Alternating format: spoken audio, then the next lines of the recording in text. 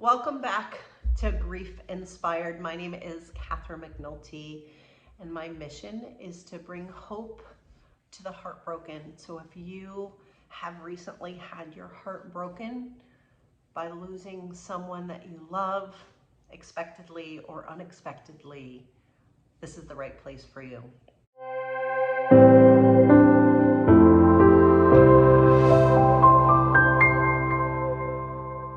So what I do here is I give you the opportunity to connect with other people who are also going through loss, because that's very, very important. I help teach you how to grieve because we don't fundamentally know how to grieve. And if we can learn and know more, then the process can go a little bit more smoothly, and I want that for you. And most importantly, I want to be able to give you the support that you need, the support that I feel like I didn't have.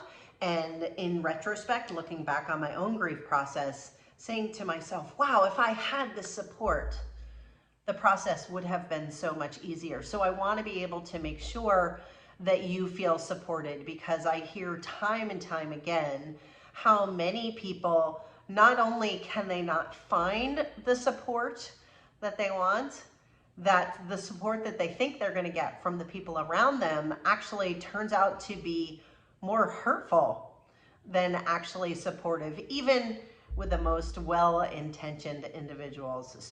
Some of the things in grief, things that you need to be aware of when it comes to your own grief process, things that you might not have on your radar.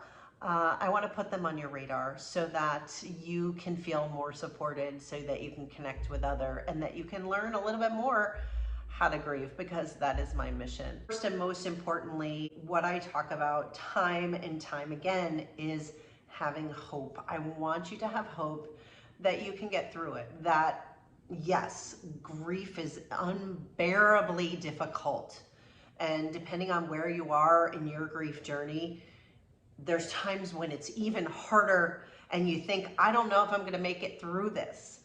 And I wanna give you hope to say that yes, you can, and you will, and it won't always be this painful. It won't always be this hard, but sometimes when you're in it, when you're deep in your grief, when you are truly heartbroken, it's hard to really wrap your head around that, and it's hard to know anything other than your pain.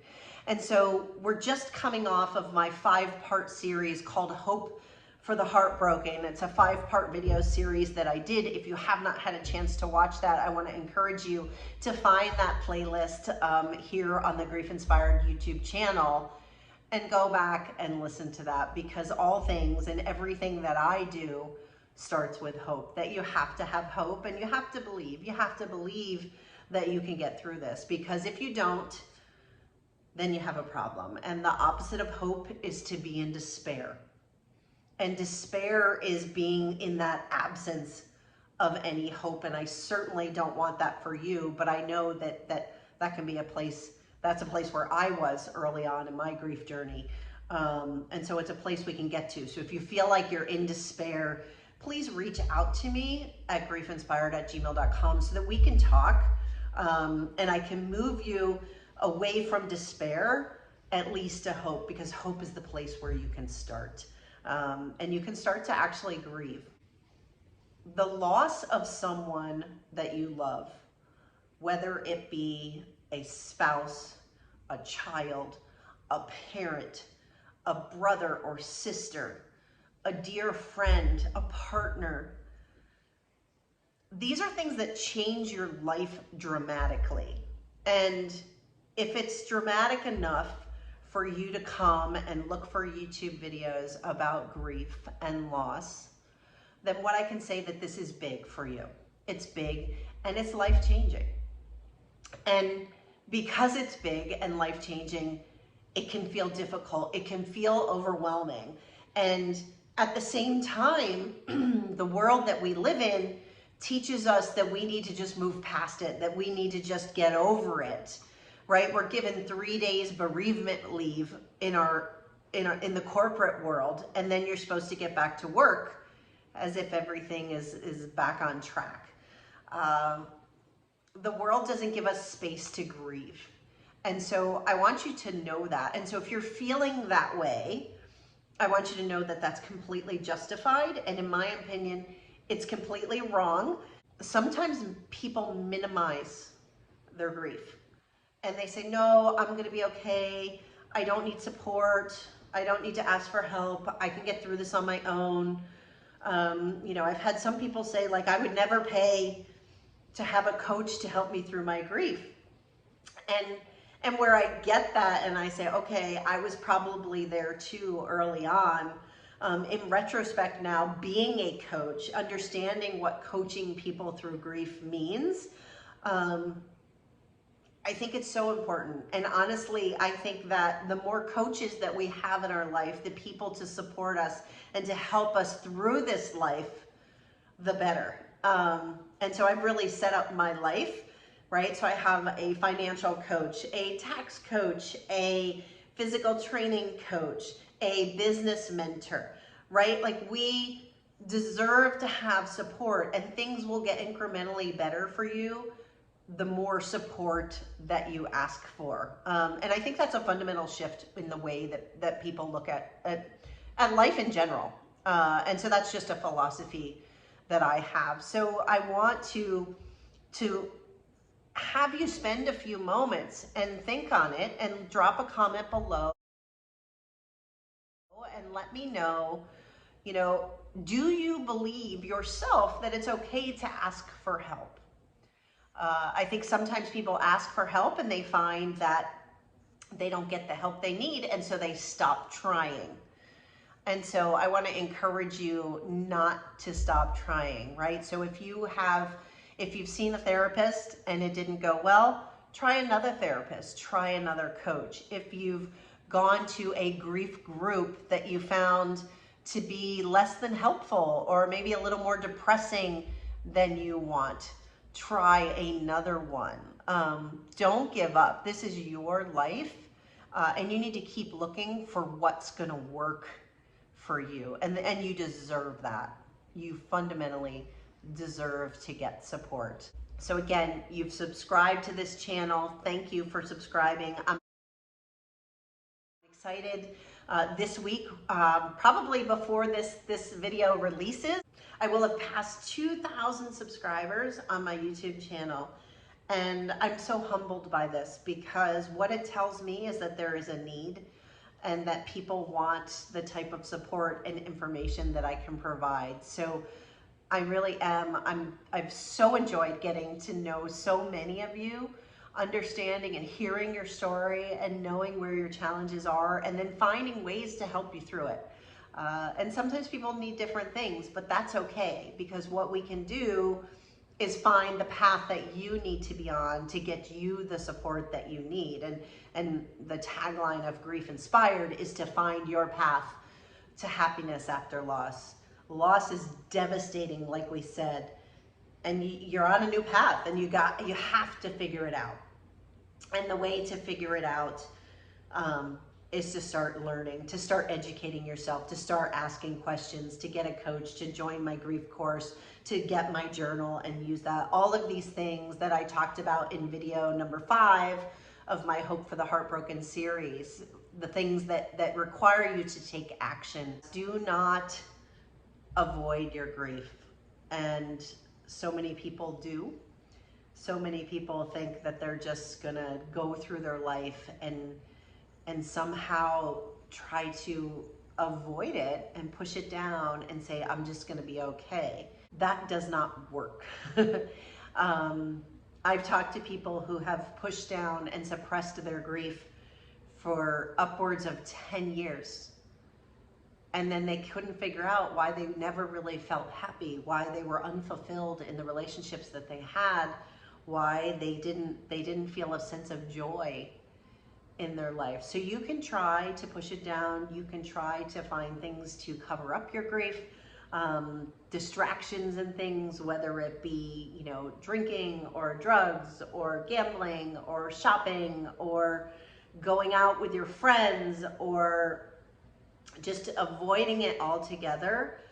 If you do continue to avoid, new grief comes up, right? So they will have lost Let's say, for example, they'll lose a parent and they'll come to me because they lost their parent, and they will find out that they've had 2 or 3 previous losses or trauma in their past or things that really they haven't dealt with. And what happens is when you're in grief in present day, it amplifies all of the things that you have not looked at in your past.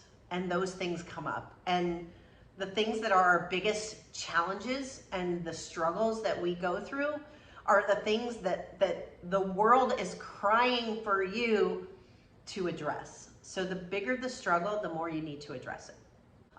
But the way to move past it, the way to find happiness, to find joy, fulfillment, is to address it. The way to move past it, the way to find happiness, to find joy, fulfillment, is to address it head on. And I think that, I've been learning personally in my life that there are things that keep coming back. They will keep coming back. They will keep presenting themselves until we deal with it. And I've learned that lesson again myself just recently. There is an opportunity to reevaluate your life. So I talk about the challenge in the change, all of the change that you're going through. And people talk to me all the time about my video where I talk about sudden loss, or the video that I have where our friends ghost us, right? The people who you think are going to show up, all of a sudden, they stop calling, they stop reaching out. It's like they don't care anymore. And that can be really, really hurtful while we're going through our grief process. But I think that there is an opportunity to reevaluate your life and to look at the people that you spend time with, the things that you spend your day-to-day, all of your precious, precious moments. Because when we lose the people that we love, we understand that there are precious, precious moments that sometimes we take for granted. And oftentimes, Brene Brown talks a lot about this. It's the smallest moments. It's the little things that we miss about the people that we love. And so when we know that we're missing those with the person that we've lost, we can take the opportunity to look at the rest of our life and say, where are those other moments that I should really be treasuring? Because now we know that life can end very, very quickly.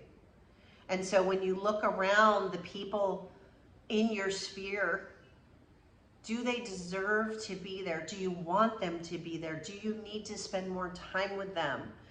Do they bring joy to your life? Are they good for you? Do they enrich your experience? Do they make your life more meaningful? And are you slowing down enough, because we're all in this rat race of life, are you slowing down enough to notice and to say, I'm making time for this because it's critical? So I've decided to move from the San Diego area where I've been for 20 plus years, and I am moving back to Virginia. My parents are getting older, and I want to be there for them. I want to spend time with them. I want to be closer to my family. And as part of this, I've decided, I have a 10-year-old little boy, like most of you know, and Mason and I are going to take time to drive across the country because he's been learning about Route 66 in his studies at school. And he's like, Mom, can we go on Route 66? And what I'm realizing is how he's 10 and he's only going to be 10 for a short period of time, and then he's going to be 20 without me even like blinking. And so this is time I want to be able to spend with him. And so I'm slowing my entire life down, and I've built in 2 weeks to spend time with him, he and I, driving across the country. Countless hours it's going to take to go from San Diego to Virginia. but it's going to give us such a special, special time. And it's something that I could miss. It's moments I could miss. We could very easily on bed rest with the entire pregnancy, who was an in vitro baby, who is a freaking miracle that I have him at all. I believe that he is a gift from God, and I cannot miss this gift. And I don't want to miss this gift. And I deserve to have this gift because of everything that I have gone through, everything that you are going through in your grief, in the loss, in the pain, in the heartache. Yes, is it the hardest thing you'd ever have to do? Hands down. Is it unfair that you've lost someone so important to you, or maybe multiple people? Yes, it is not fair. It's not what we want, but it can teach us how to treasure the memories that we had, the things that we did get to spend time with them. My son Jackson Robert was here for only 42 days on this earth, but I treasure every single moment, and it has taught me that with my son Mason, do not waste the opportunity that I have with him, and I intend not to do that. And always, always remember that there is an opportunity for your life, for your meaning, for your reason for being here. There is a path to happiness after loss. It is a journey. It is a journey that I continue to be on. And I want to thank all of you for helping me to remember, and that every time I talk to one of you or respond to your comments, please keep commenting so that I can learn more about you, because I learn so much, and you're giving so much to my life as well, to remind me that moments can be fleeting, that lives are precious, that we're given one life, and that we need to decide that this can be a wake-up call for us. Be more prescriptive about what we want our life to be. Are you living where you want to live? Are you close to the people that you want to be close to? Are you spending time with people that you want to be spending time with? How much time are you spending in stress and angst? How much time are you spending beating yourself up because you were guilty, because you didn't do the things you wanted to do? Yes, I get it. Guilt is a huge part of grief. It's necessary. But please don't miss the lesson in the guilt. The lesson to teach you how to be better so that you don't repeat past mistakes. We make mistakes. We sin. We are imperfect. That is who we are, but the joy and the fulfillment and the meaning is in learning from it. And that's what I want for you. So please consider reaching out to me. Let me help you. My next grief course, if you have made this 20 minutes into this video, my grief course is for you. And if you want to talk about it and say, what's it going to be like, and what are we going to do, and is it right for me? Let's have that conversation. But if you have been watching my videos, if you continue to watch my videos, the course is right for you. Do not deny yourself the opportunity to get the healing that you need, because you do deserve it. We all deserve it. And together we can find hope, and we can move past being heartbroken. We can have courage to learn more about ourselves, more about the world, and we can take action. Take action today and reach out to me. Thank you so much. I will see you next week in the next video. Remember, there are videos every single week. And if I can support you on your grief journey, I want you to reach out and just ask.